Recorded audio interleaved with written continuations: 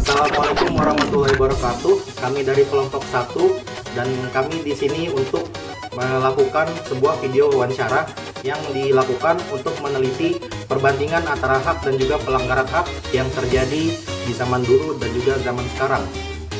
Nah, pertama-tama perkenalkan, saya Kaisan Rezaltan. Saya Bria Nugroho. Saya Devika Humaira. Saya Tenen Najib. Dan aku Ruben Pilai.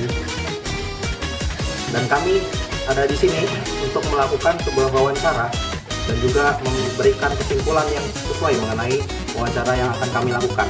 Pertama, kita mulai dengan definisi dan juga pengertian dari hak dan juga pelanggaran hak.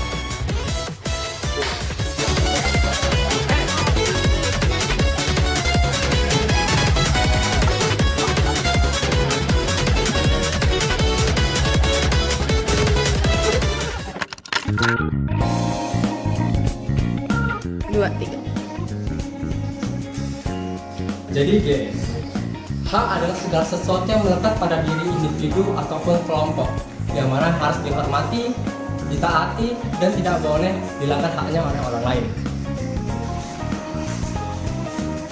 Jadi, suatu pelanggaran hak itu terjadi ketika seseorang tidak dapat menikmati haknya secara penuh. Padahal hak itu sudah diberikan kepada mereka supaya mereka dapat menjadi lebih bebas dan juga tidak terhalangi.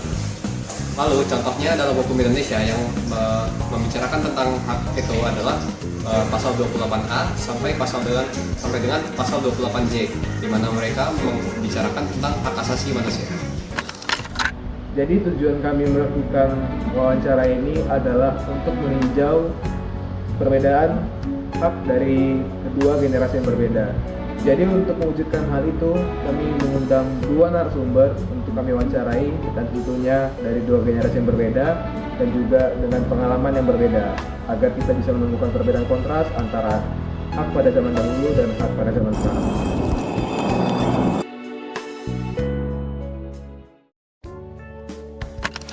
Oke, jadi di sini kita sudah bersama Ibu Sylvia yang merupakan kelahiran akhir tahun 70-an ya. Jadi sudah melewati masa-masa sebelum reformasi, dan kami akan menanyakan mengenai generasi Ibu Sylvia ini bagaimana keadaan hak di zaman saat itu dan bagaimana pengalamannya. Jadi langsung saja, Bu. Jadi kira-kira di zaman Ibu itu gimana nih pengalamannya mengenai hak? Jadi kan hak misalnya dalam pendidikan dulu deh, kira-kira hak dalam pendidikan itu kayak mana? Apakah terlaksana dengan baik gitu? Pendidikan di masa itu, saya rasa cukup bagus ya. Dulu itu kalau nggak salah apa itu dibangun yang namanya ada, jadi setelah itu ada SD itu Induk dan SD Impres. Nah, Impres ini instruksi presiden. Ya, jadi ada perkembangan dari segi pembangunan sekolah gitu ya. Jadi kita tidak bicara fasilitas ya. Kayaknya yang ditekankan di situ adalah memperbanyak sekolah-sekolah, gitu aja. Oh, jadi udah menurut Ibu udah lumayan baik ya kalau di masa itu tentang pendidikan. Saya rasa itu masih menyasar kota-kota yang besar. Oh, jadi nggak merata itu ya? Karena saya tinggal di area yang sebenarnya bukan termasuk perkampungan. Saya di Sukabumi ya, tapi di kotanya termasuk kota ya. Cuman tidak di pusat di kota, tapi agak pinggir gitu. Dan itu memang sudah kelihatan penerapan untuk memperbanyak sekolah-sekolah. Ya masih itu dulu fokusnya. Oh. Dan berarti kita pindah topik lagi nih, kan tadi hak dalam aspek pendidikan ya. Nah, di zaman sebelum reformasi ini kan terkenal dengan banyaknya terhambatnya kebebasan berpendapat nih. Jadi kami mau dengar kira-kira pendapat Ibu gimana tentang hak kebebasan berpendapat pada masa itu. Jadi karena saya kelahiran 79, dimana saya waktu itu masih kecil ya. Sementara sudah beberapa periode ya Pak Harto ini. Jadi saya belum begitu mulai politik ya. Sampai kemudian usia kuliah. Nah itu baru saya mulai menggali ke sana gitu. Sudah mulai masuk informasi. televisi itu kan masih aktif ya. Nah, jadi sumber informasi itu ya dari situ. Jadi kita tidak pernah mendengarkan hal-hal negatif tentang pemerintahan. Mungkin semua tahu TVRI ya, sekarang masih ada kan. Nah, jadi kita di situ. Jadi hal-hal yang mengenai politik atau apa itu keluar dari majalah biasanya. Ya, mungkin seperti kita tahu majalah Tempo ya, yang sampai saat ini masih eksis. Tapi saat itu kira-kira kalau majalah, kan kalau dari TV karena dari pemerintah jadi susah mendapatkan hal yang negatif gitu ya beritanya. Tapi kalau dari majalah apakah dia tetap susah mendapatkan hal yang negatif, dibatasi gitu, atau apakah dia lebih bebas gitu untuk mengkritik pemerintah? Ya, saya rasa kalau misalnya berbicara yang hal negatif kepada pemerintah, itu akan ada konsekuensinya. Entah itu di pedel, di warning, pertama di warning dulu ya.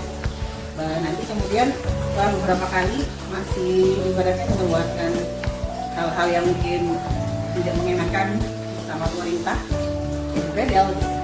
Tapi kalau untuk Tempo, saya rasa pernah di pedel.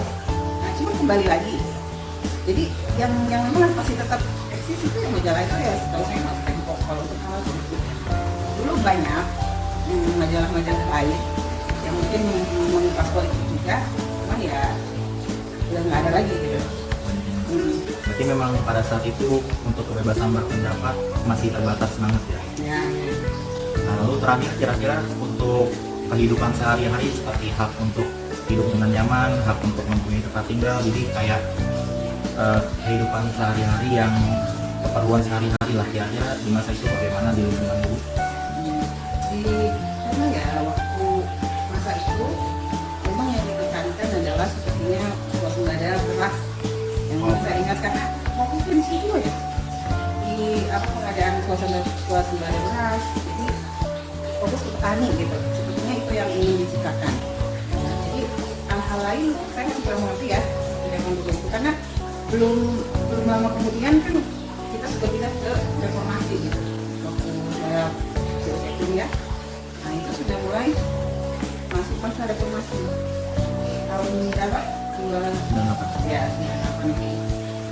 Nah, jadi ngomong-ngomong soal reformasi nih, kan dari kejadian reformasi itu kita melihat banyak contoh-contoh kecurangan pada saat itu dalam berpolitik dan juga dalam misalnya kita suka dengar ada mahasiswa yang hilang dari pemerintah gitu, dan juga dalam berpolitik itu banyak yang di otak-atik supaya partai tertentu menang.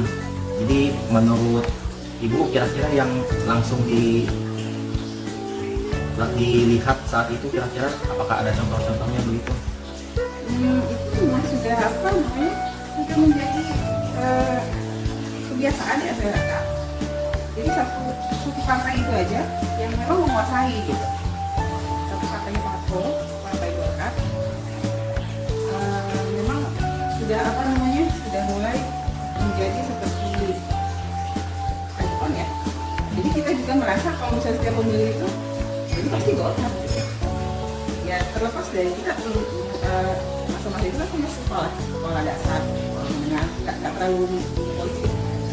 Tapi yang kita dengar orang-orang tua kita gitu kan, memang ada hal-hal yang dilakukan untuk bukan manipulasi ya, tapi mengarahkan gitu ya. Seperti PNS ya kan sana, petani ya sudah pasti ya, karena memang masuk ke programnya seperti itu.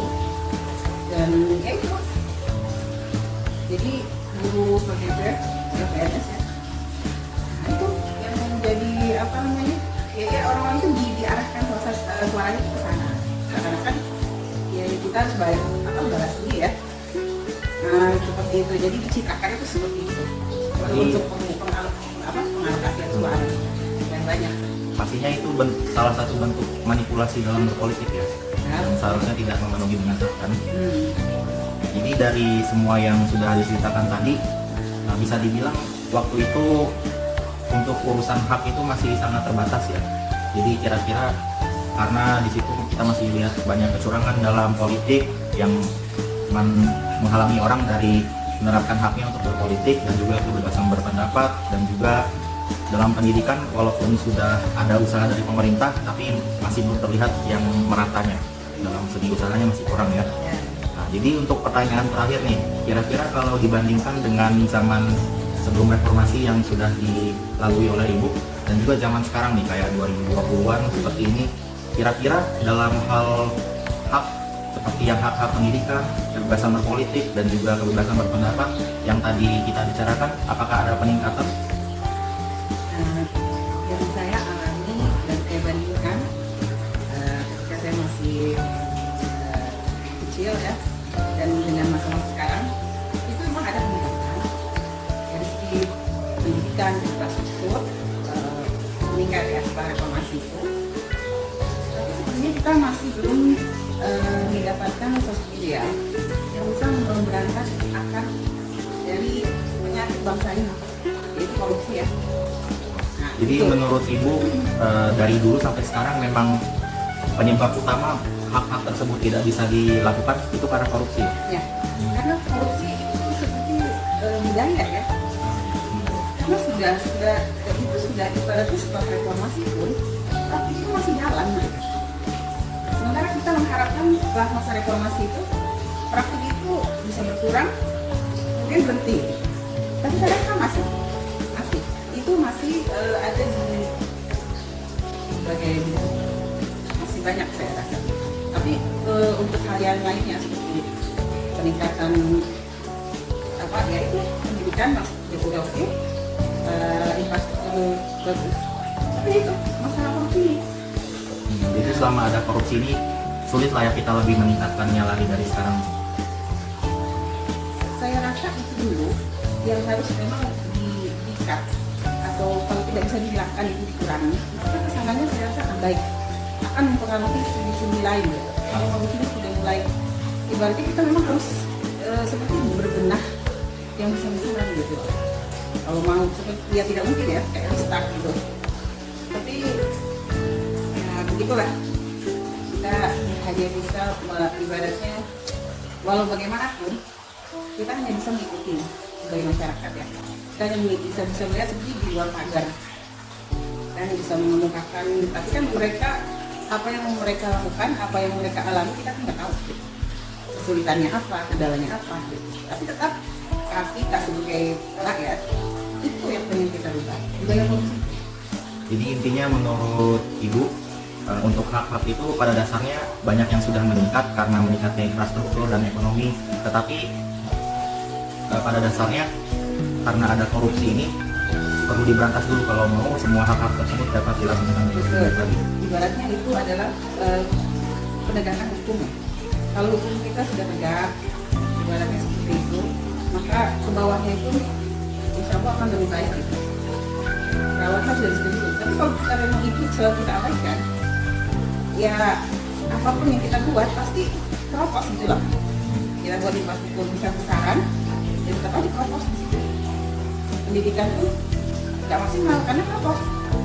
Karena nggak Ya, dijalankan ya, dengan tidak baik. maksimal karena berapa banyak pun kemana pun kita bangun tidak maksimal gitu. Kita maunya seperti membuat standar kita seperti ini, memang karena korupsi ini menghalangi, ya akhirnya tidak maksimal. Itu yang kita kenalkan. Cuman ya sekali lagi kita hanya bisa terus mendoakan dan berprasangka baik saja. Karena walau bagaimana budaya korupsi ini itu juga harusnya dari masyarakat. Masyarakat membenarkan itu, ya kan?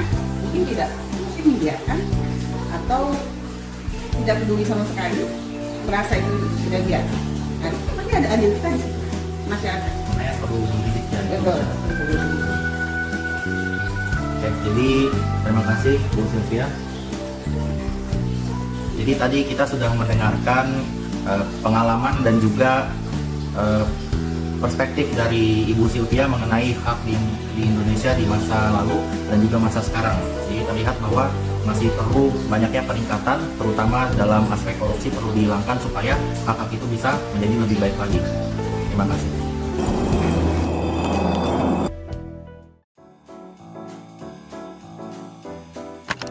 Oke, baik. Di sini kita bersama narasumber kita dari kalangan muda. Boleh disebutkan namanya dan usianya? Perkenalkan nama saya Melati Dinali Semarang Khalid. Saya berusia 18 tahun. Oke, kita langsung saja ke pertanyaannya. Apa yang kamu ketahui tentang hak dan pelanggaran hak? Jadi menurut saya hak itu adalah segala sesuatu yang dimiliki oleh setiap orang. Oke, kamu pernah nggak haknya dilanggar atau melihat hak seseorang dilanggar? Untuk pengalaman pribadi nggak pernah, tapi saya pernah mendengar dari cerita orang-orang dan menurut saya itu adalah hal yang salah karena melanggar prinsip kemanusiaan dan keadilan. Oke, jadi pertanyaan saya selanjutnya itu kan kita tahu ada yang namanya tragedi 98. Nah, menurut kamu itu termasuk pelanggaran hak atau tidak? Iya, menurut saya tragedi 98 ini termasuk pelanggaran hak asasi manusia karena peristiwa ini melibatkan berbagai kekerasan terhadap banyak orang, terutama untuk orang-orang yang ingin terutama untuk orang-orang yang ingin berpendapat. Oke. Menyatakan pendapat. Oke, mungkin itu saja. Terima kasih kepada Dina yang telah menjadi narasumber pada hari ini. Dadah. Dadah.